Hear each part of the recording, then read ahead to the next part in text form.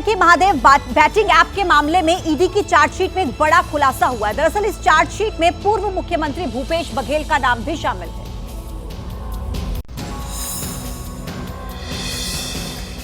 Online सट्टेबाजी के लिए इस्तेमाल की जाने वाली महादेव बैटिंग ऐप में ईडी की चार्जशीट में बड़ा खुलासा सामने आया है। महादेव ऐप से जुड़े 5 आरोपियों के खिलाफ दायर चार्जशीट में ईडी ने छत्तीसगढ़ के पूर्व सीएम भूपेश बघेल का नाम भी शामिल किया है। कोर्ट में दाखिल ईडी की चार्जशीट के बाद भूपेश बघेल की मुश्किलें बढ़ सकती हैं। हाल ही में ईडी ने महादेव बैटिंग ऐप मामले में गिरफ्तार असीम दास के ठिकानों से 5 करोड़ 39 लाख रुपए की बरामदगी की है।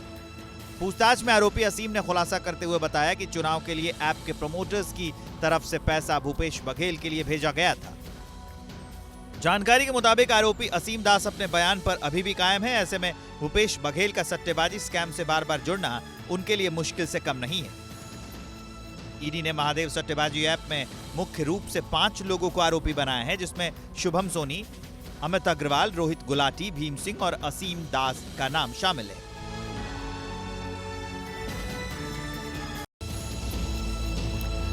पश्चिम बंगाल में छापेमारी करने गई ईडी की टीम पर हुए हमले के बाद पूरे देश में सियासी माहौल गर्म है।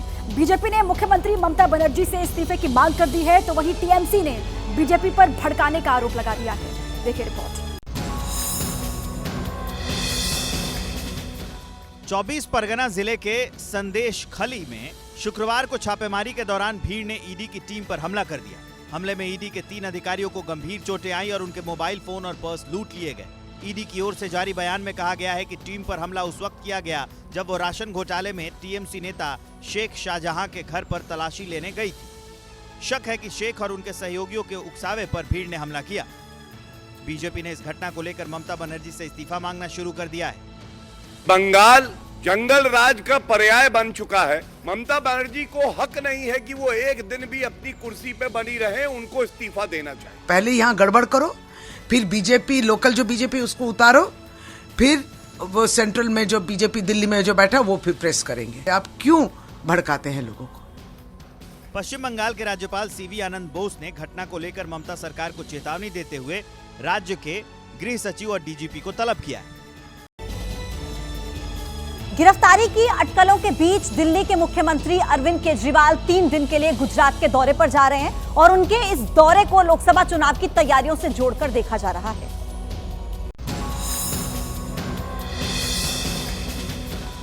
एक तरफ कथित शराब घोटाले में ईडी दिल्ली के सीएम अरविंद केजरीवाल को बार बार समन भेज रही है, लेकिन केजरीवाल हैं कि आने वाले लोकसभा चुनाव की तैयारियों में जुटे हुए हैं। सीएम केजरीवाल आज से 3 दिन के गुजरात दौरे पर जा रहे हैं।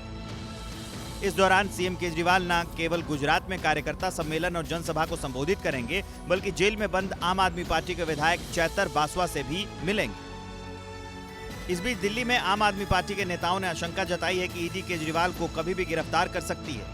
ये बिल्कुल क्लियर है, ये बिल्कुल स्पष्ट है कि ये अरविंद केजरीवाल जी को गिरफ्तार करने की साजिश है। लोकसभा चुनाव से जस्ट पहले गिरफ्तार करने की साजिश है कि वो आने वाले चुनाव में प्रचार ना कर सके। ईडी अब तक केजरीवाल को 3 समन भेज चुकी है, जिसमें से एक में भी केजरीवाल पेश नहीं हुए। ईडी ने पहला नोटिस 2 नवंबर 2023 को भेजा था, जबकि दूसरा नोटिस 21 दिसंबर 2023 को भेजा था और तीसरा नोटिस 3 जनवरी 2024 को भेजा। राजस्थान के मुख्यमंत्री भजन लाल ने पूर्व मुख्यमंत्री अशोक गहलोत के एक और फैसले को पलट दिया है। क्या वो फैसला है, वो इस रिपोर्ट में आप देखिए। राजस्थान के मुख्यमंत्री भजन लाल शर्मा ने गहलोत सरकार द्वारा शुरू की गई इंदिरा रसोई योजना का नाम बदलकर श्री अन्नपूर्णा रसोई योजना कर दिया है। मुख्यमंत्री भजन लाल द्वारा नाम की घोषणा प्रधानमंत्री नरेंद्र मोदी की मौजूदगी में की गई। दरअसल प्रधानमंत्री बनने के बाद पीएम मोदी का जयपुर में पार्टी कार्यालय का यह पहला दौरा था। इस दौरान कई जिलों से इंदिरा रसोई में कमियां मिली थी, जिसके बाद यह फैसला लिया गया। दरअसल साल 2020 में अगस्त महीने में अशोक गहलोत ने इंदिरा रसोई योजना शुरू की। योजना के तहत गरीबों को 5 रुपए में नाश्ता और 8 रुपए में खाना उपलब्ध कराया गया। चुनाव से पहले इंदिरा रसोई की संख्या 1000 कर दी गई। गहलोत सरकार ने वसुंधरा सरकार के 5 रुपए में नाश्ता और 8 रुपए में खाना खिलाने वाली अन्नपूर्णा योजना का नाम बदलकर इंदिरा रसोई कर दिया था। वसुंधरा सरकार गाड़ियों में रसोई चलाती थी, लेकिन गहलोत ने सत्ता में आने पर इसे अस्थायी रसोई में बदल दिया था।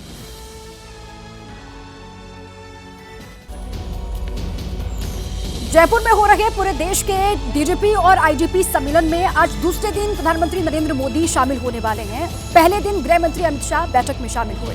दिखाते रिपोर्ट।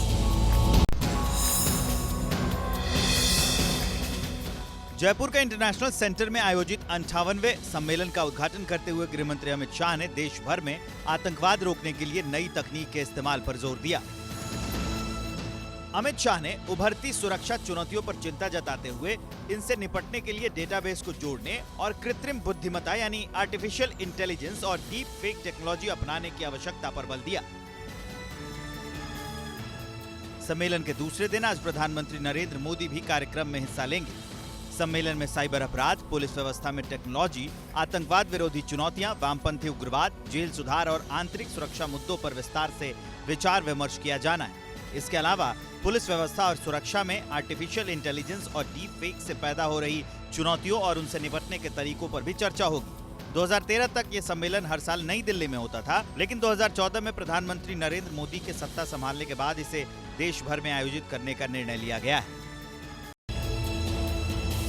वाराणसी में ज्ञानवापी परिसर के सर्वे की रिपोर्ट को सार्वजनिक किया जाए या फिर नहीं, इस पर आज फैसला आएगा।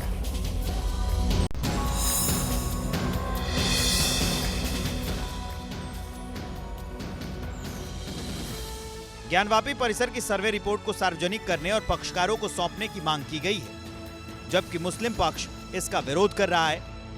3 जनवरी को दोनों पक्षों को सुनने के बाद कोर्ट ने फैसला सुरक्षित रख लिया था। इस बीच एएसआई ने जिला अदालत से 4 सप्ताह का समय मांगा था। फैसला कल ही आना था, लेकिन अब ये आज सुनाया जाएगा। ज्ञानवापी प्रकरण में एएसआई की रिपोर्ट जो सबमिट थी उसको सभी पक्षकारों को उपलब्ध कराना था और एएसआई के द्वारा दिया गया 4 सप्ताह का समय जो मांगा गया था कि उसके बाद रिपोर्ट सबमिट करें। आदेश माननीय न्यायाधीश के अनुसार आदेश अभी हम टाइप नहीं किए हैं। एएसआई ने सील बंद लिफाफे में सर्वे की रिपोर्ट 18 दिसंबर को कोर्ट में जमा की थी। 4 भागों में एएसआई ने सर्वे की स्टडी रिपोर्ट को कोर्ट में पेश किया था। हिंदू पक्ष दावा कर रहा है कि एएसआई की स्टडी रिपोर्ट से ज्ञानवापी मस्जिद की सच्चाई सामने आएगी।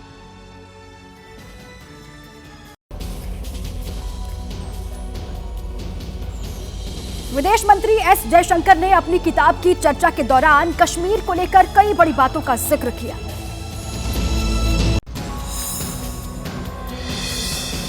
विदेश मंत्री एस जयशंकर ने कश्मीर को यूनाइटेड नेशंस में ले जाने को बुनियादी गलती कहा है। दरअसल विदेश मंत्री एस जयशंकर ने ये बातें बेंगलुरु में बीजेपी सांसद तेजस्वी सूर्या से बातचीत के दौरान कही। Today it is very clear. In fact, not now. I mean, it was very clear by the 1970s that taking the Kashmir issue to the UN Security Council was a fundamental error because you are taking it to a court where the judges are all stacked against you. S Jaishankar अपनी किताब Y Bharat matters की चर्चा के दौरान पहले और अब की विदेश नीति पर भी खुलकर बात की। We are today, spreading our wings. We are making a difference to the world, and the world actually wants, a country, a power like us. विदेश मंत्री एस जयशंकर शुक्रवार को बेंगलुरु के PES विश्वविद्यालय में स्वर्ण जयंती समारोह में शामिल हुए थे। चर्चा के दौरान जयशंकर ने कश्मीर, पाकिस्तान और पश्चिमी देशों को लेकर खुलकर बातचीत की। देखिए, आईसीसी ने अमेरिका और वेस्ट इंडीज में होने वाली T20 विश्व कप की तारीखों का ऐलान कर दिया है। भारत और पाकिस्तान की टक्कर 9 जून को न्यूयॉर्क में होगी। अगले T20 टूर्नामेंट की शुरुआत 1 जून से होगी और पहले मैच में यूएसए की भिड़ंत कनाडा के साथ होगी। वहीं भारत और पाकिस्तान के बीच हाई वोल्टेज मुकाबला 9 जून को न्यूयॉर्क में खेला जाएगा। टूर्नामेंट का फाइनल मैच 29 जून को खेला जाएगा। 1 से लेकर 18 जून तक ग्रुप स्टेज के मुकाबले खेले जाएंगे। टीम इंडिया को T20 वर्ल्ड कप 2024 में ग्रुप ए में रखा गया है। ग्रुप ए में भारत के अलावा पाकिस्तान, आयरलैंड, कनाडा और अमेरिका को रखा गया है। दूसरे ग्रुप में इंग्लैंड, ऑस्ट्रेलिया, नामीबिया, स्कॉटलैंड और ओमान को जगह दी गई है। ग्रुप सी में New Zealand, West Indies, Afghanistan, Uganda, Papua New Guinea को रखा गया है। वहीं ग्रुप डी में south Africa, Sri Lanka, Bangladesh, Netherlands और नेपाल की टीमें एक दूसरे से भिड़ती हुई नजर आएंगी। भारत की नजरें अपने ग्रुप में टॉप करने पर रहेंगी। आइए जानते हैं कि भारत अपने मुकाबले कब खेलेगा। भारतीय टीम के शुरुआती 3 मैच न्यूयॉर्क में होंगे। भारतीय टीम अपना पहला मैच 5 जून को आयरलैंड से खेलेगी। वहीं दूसरा मैच 9 जून को पाकिस्तान से होगा, जबकि भारतीय टीम अपना तीसरा ग्रुप मुकाबला 12 जून को यूएसए के खिलाफ खेलेगी। भारत का आखिरी ग्रुप मैच 15 जून को कनाडा के खिलाफ रखा गया है। ज्ञानवापी की एएसआई सर्वे रिपोर्ट खोलने और पक्षकारों को देने के मामले पर फैसला आज। वाराणसी की जिला अदालत सुनाएगी अपना फैसला। अमित शाह पर टिप्पणी मामले में राहुल गांधी आज तलब। सुल्तानपुर की एमपी एमएलए कोर्ट ने राहुल को किया तलब। दिल्ली पुलिस की स्पेशल सेल को मिली जावेद मट्टू की 7 दिन की कस्टडी। मट्टू से आतंकी मॉड्यूल के बारे में राज उगलवाएगी खुफिया एजेंसियां। हिजबुल का मोस्ट वांटेड कमांडर है जावेद अहमद। गुरुवार को दिल्ली से हुई थी गिरफ्तारी। हापुड़ में 11वीं की छात्रा ने सुसाइड किया। छेड़छाड़ से परेशान होकर छात्रा ने अपनी जान दी। आरोपी के खिलाफ एफआईआर। उत्तराखंड के उधम सिंह नगर में डबल मर्डर से सनसनी। भारा मल समाधि स्थल के महंत समेत 2 की हत्या। पटना हाईकोर्ट परिसर में धमाके की बात निकली। अफवाह ईमेल के जरिए दी गई थी। हाईकोर्ट परिसर को उड़ाने की धमकी। बिहार के कटिहार में रेलवे गेटमैन का मिला शव। गन्ने की खेत से बरामद हुई लाश। पिछले 5 दिन से लापता था गेटमैन। जम्मू कश्मीर के शोपिया में हुई मुठभेड़ में लश्कर-ए तैयबा का आतंकवादी ढेर किया गया। सेना के अधिकारी के अपहरण और हत्या के मामले में था शामिल। सऊदी अरब से लौटे रेप के आरोपी की इंदिरा गांधी एयरपोर्ट से गिरफ्तारी की गई। आरोपी के खिलाफ जारी था लुकआउट नोटिस। राजस्थान की डीग में आरोपियों को पकड़ने गई पुलिस पर ग्रामीणों ने किया पथराव और फायरिंग। पुलिस ने 6 हमलावरों को हिरासत में लिया। दिल्ली में सीएम केजरीवाल के आवास के बाहर प्रदर्शन हुआ। लोक जनशक्ति पार्टी के कार्यकर्ताओं ने प्रदर्शन किया। भारतीय नौसेना के जाबाज मार्कोस की बड़ी कार्रवाई। अरब सागर में जहाज की अपहरण की कोशिश नाकाम। राजस्थान की कोटा में हादसा हुआ। जोधपुर भोपाल पैसेंजर ट्रेन के 2 डिब्बे पटरी से उतरे। लखनऊ में प्लाई फैक्ट्री में आग लगी। आग बुझाने के लिए मौके पर पहुंची फायर ब्रिगेड की 9 गाड़ियां। देश में कोरोना के सब वेरिएंट JN.1 के मामले लगातार बढ़ते जा रहे हैं। 12 राज्यों में 4 जनवरी तक 619 मामले रिकॉर्ड हुए। कर्नाटक में कोविड के बढ़ते मामलों को देखते हुए अलर्ट है। सर्दी, खांसी, बुखार की शिकायत पर कोविड जांच के आदेश। T20 क्रिकेट वर्ल्ड कप 2024 के शेड्यूल का ऐलान हुआ। 1 जून से शुरू होगा T20 वर्ल्ड कप। 9 जून को न्यूयॉर्क में भारत और पाकिस्तान का पहला मुकाबला। भारत ऑस्ट्रेलिया महिला क्रिकेट T20 सीरीज का पहला मुकाबला। भारतीय टीम ने ऑस्ट्रेलिया को 9 विकेट से मात दी। देखिए, अयोध्या में भगवान राम की भव्य प्राण प्रतिष्ठा के बाद ऐसा माना जा रहा है कि बीजेपी 160 सीटों पर उम्मीदवारों के नाम का ऐलान कर सकती है और इनमें से 133 सीटें ऐसी हैं जिन पर बीजेपी पिछले लोकसभा चुनाव में हारी थी। यानी कि बीजेपी का फोकस उन सभी कमजोर सीटों पर है जहां पर वो उम्मीद के मुताबिक परफॉर्मेंस नहीं दे पाई। और इसी के साथ कहा तो यह भी जा रहा है कि मौजूदा सांसदों के भी टिकट काटे जा सकते हैं। तो 2024 में बीजेपी का जीत का फॉर्मूला क्या है, वो आप इस रिपोर्ट के जरिए जानिए।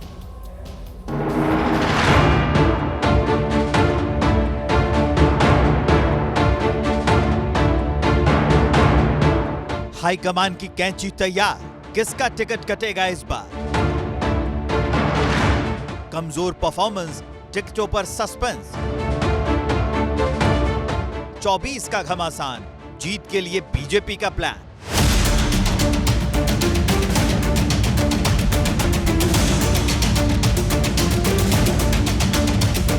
लोकसभा चुनाव में अब महज चंद महीने बचे हैं। सभी पार्टियां जीत के लिए जीत तोड़ मेहनत कर रही हैं। बंद कमरों में रणनीति तैयार हो रही है। विपक्ष जहां मौजूदा सरकार को सत्ता से उखाड़ फेंकने की प्लानिंग कर रहा है, तो वहीं केंद्र में काबिज बीजेपी सरकार के पास चुनौती सत्ता बचाने की।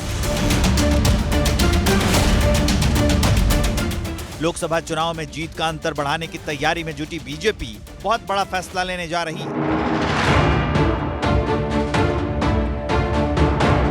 माना जा रहा है कि बीजेपी करीब 90 सांसदों का टिकट काट सकती है। कमजोर परफॉर्मेंस वाले सांसदों के टिकट तो कटेंगे ही, बल्कि ज्यादा उम्र वाले सांसदों के भी इस बार टिकट नहीं देने पर फैसला किया जा सकता है। कहा तो यह भी जा रहा है कि 3 बार के कई सांसदों की भी टिकट कटौती की जद में आ सकती है। टिकट कटने की बात सुनकर बीजेपी के कई सांसदों की चिंता बढ़ना लाजमी है, क्योंकि ऐसे कई सांसद हैं जो 2009 से लगातार जीतते रहे हैं, तो कुछ ऐसे सांसद भी हैं जिनका परफॉर्मेंस ठीक नहीं रहा। इनका पता लगाने के लिए पार्टी ग्राउंड लेवल से फीडबैक ले रही है। पार्टी इनके टिकट काट सकती है। एबीपी न्यूज को जो एक्सक्लूसिव जानकारी मिली है, उसके मुताबिक बीजेपी इस बार 25 से 30% नए चेहरों को टिकट देने वाली है।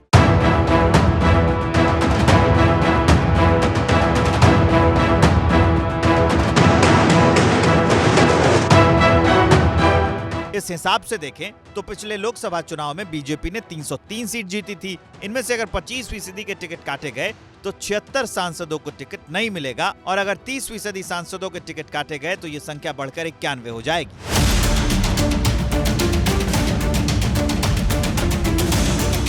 यानी बीजेपी इस बार जब उम्मीदवारों की सूची जारी करेगी तो उसमें करीब 90 नए चेहरे शामिल हो सकते हैं। हालांकि किसका टिकट काटा जाएगा और पार्टी किसे मैदान में उतारेगी, ये फैसला बीजेपी के शीर्ष नेतृत्व को करना है। 2014 में बीजेपी ने 282 सीटें जीती थी। उपचुनाव में हार और कुछ सांसदों के निधन के चलते 2019 के चुनाव से पहले बीजेपी के लोकसभा सदस्यों की संख्या 269 रह गई। 2019 के लोकसभा चुनाव में बीजेपी के इनमें से 99 सांसदों के टिकट काट दिए गए। जब नतीजे आए तो बीजेपी 282 से 303 सीट पर पहुंच गई, मतलब सीधे 19 सीट बढ़ गई।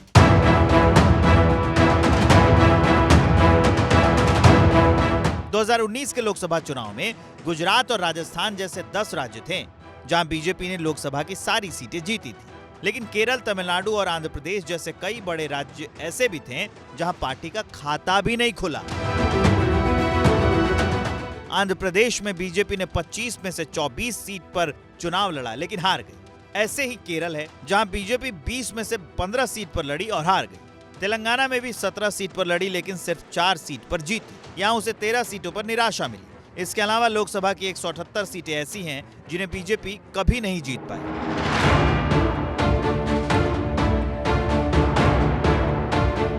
कुल मिलाकर बीजेपी 2024 का चुनाव 400 पार वाले लक्ष्य को लेकर लड़ रही है। उसे पता है कि अगर उसका सामना विपक्ष की संयुक्त ताकत से हुआ तो चुनौती बढ़ सकती है, इसलिए वो हर कदम फूंक फूंक कर उठा रही है और उम्मीदवारों का चुनाव इसका सबसे अहम हिस्सा है। और चलिए इस रिपोर्ट के बाद अब आपको दिखा देते हैं 2 मिनट में देश की खबरें। महादेव बैटिंग ऐप मामले में ईडी की चार्जशीट में खुलासा। चार्जशीट में छत्तीसगढ़ के पूर्व सीएम भूपेश बघेल का नाम। ईडी ने 5 आरोपियों के खिलाफ दायर की है चार्जशीट। ईडी टीम पर हुए हमले की केंद्रीय मंत्री गिरिराज सिंह ने निंदा की है। कहा पश्चिम बंगाल में लोकतंत्र खत्म। पश्चिम बंगाल में तानाशाह किम जोंग की चल रही सरकार। राजस्थान में इंदिरा रसोई योजना का नाम बदलकर अन्नपूर्णा रसोई योजना किया गया। पीएम मोदी के सामने सीएम भजन लाल शर्मा ने ऐलान किया। आज कांग्रेस जारी करेगी राहुल गांधी की भारत जोड़ो न्याय यात्रा का लोगो। कांग्रेस अध्यक्ष मल्लिकार्जुन खड़गे दोपहर 12 बजे मुख्यालय में लोगो जारी करेंगे। लोकसभा चुनाव से पहले इंडिया गठबंधन में सीट शेयरिंग पर बैठक से पहले ही घमासान मचा हुआ है। कांग्रेस बंगाल में टीएमसी से 6 से 7 सीटें मांग रही है, तो वहीं टीएमसी 2 से ज्यादा सीटें देने को राजी नहीं है कांग्रेस पार्टी को। ऐसे में सवाल यही उठ रहा है कि जब सीट शेयरिंग पर ही सहमति नहीं बन पा रही है तो चुनावों में बीजेपी का मुकाबला कैसे किया जाएगा, वो भी तब जब भारतीय जनता पार्टी इस बार 400 पार के टारगेट को साधने के लिए बूथ मैनेजमेंट से लेकर ब्लॉक स्तर पर जी तोड़ मेहनत करती हुई दिखाई दे रही है।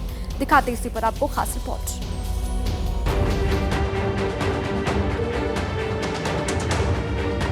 इंडिया गठबंधन में अंदरूनी घमासान।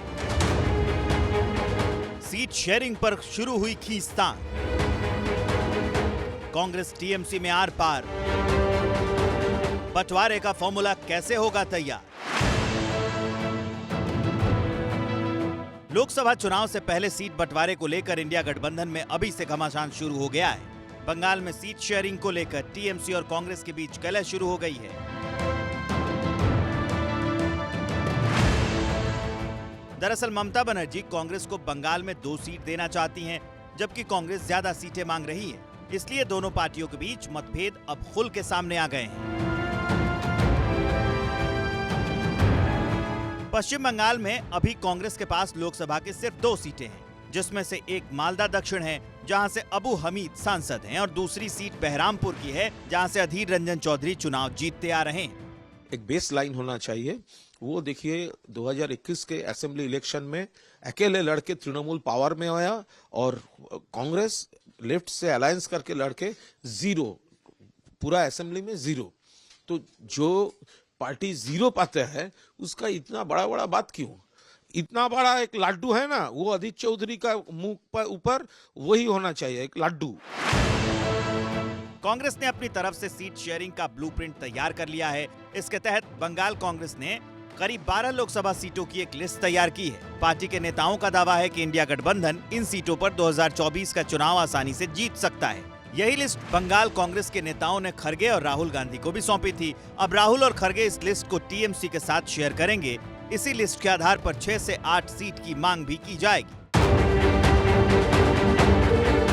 इधर कांग्रेस की भारत जोड़ो न्याय यात्रा में पश्चिम बंगाल को खास तवज्जो दी गई है। वैसे तो ये यात्रा मणिपुर से शुरू होगी। पूर्वोत्तर के राज्यों से गुजरते हुए इस यात्रा का पहला बड़ा पड़ाव पश्चिम बंगाल में होगा, जहां टीएमसी के साथ सीट बंटवारे का मामला बुरी तरह उलझा हुआ है। अब जरा इस यात्रा के रूट को समझ लीजिए। राहुल की ये यात्रा पश्चिम बंगाल के 7 जिलों से गुजरेगी। यात्रा 5 दिनों में पश्चिम बंगाल में 523 किलोमीटर का सफर तय करेगी। कांग्रेस ने इस यात्रा के लिए पश्चिम बंगाल में जो 3 प्रमुख स्थान तय किए हैं, उसमें एक कूच बिहार, दूसरा सिलीगुड़ी और तीसरा मुर्शिदाबाद है। कूच बिहार में अभी बीजेपी का कब्जा है। 2019 में यहाँ कांग्रेस चौथे नंबर पर थी।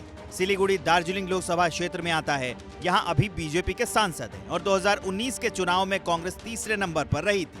लेकिन मुर्शिदाबाद में अभी टीएमसी के सांसद हैं। यहाँ कांग्रेस पिछली बार दूसरे नंबर पर रही थी।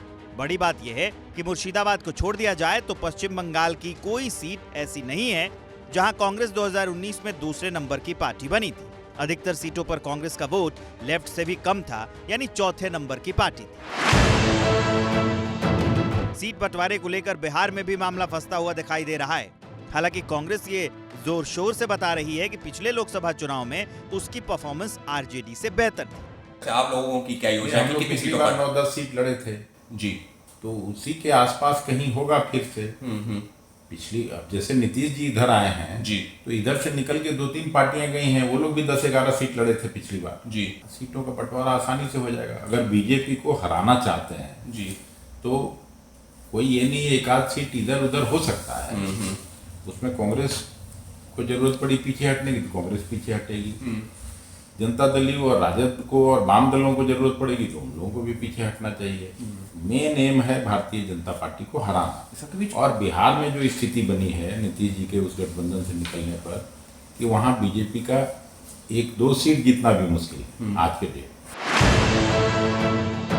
कुल मिलाकर सीट बंटवारे पर अभी से सिर्फ फुटबॉल वाले हालात बन रहे हैं। सत्तारूढ़ बीजेपी को हराने के लिए विपक्ष ने जिस इंडिया गठबंधन को बनाया है, उसमें अभी तक सीट शेयरिंग पर बात तक नहीं बन सकी है। आए दिन गठबंधन में आपसी मनमुटाव की खबरें आती रहती हैं।